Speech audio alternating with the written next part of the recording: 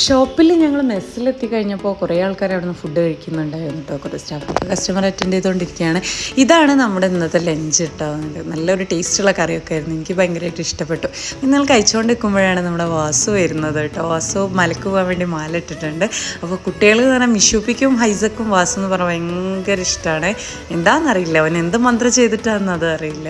അങ്ങനെ നമ്മൾ ഫുഡൊക്കെ കഴിച്ച് കുറച്ച് പുറത്തേക്ക് ഇരുന്ന് ഹനേമിൻ്റെ ഒക്കെ കൂടെ കഥയൊക്കെ പറഞ്ഞ് കുറച്ച് നേരം അവിടെ അങ്ങനെ തന്നെ സ്പെൻഡ് ചെയ്തിരുന്നു. ഹൈസ പിന്നെ ഹനേമിൻ്റെ അടുത്ത് പോകാൻ കുറച്ച് മടിച്ചു എന്ന് പറഞ്ഞല്ലോ. പിന്നെ അങ്ങ് സെറ്റായിട്ടോ.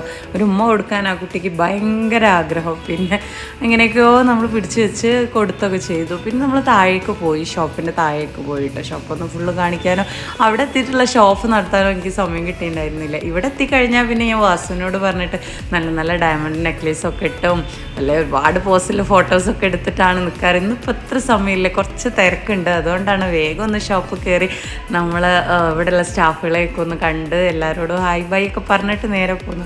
ഹൈസൊക്കെ ബലൂൺ കിട്ടി, അത് തന്നെ വലിയ സന്തോഷം.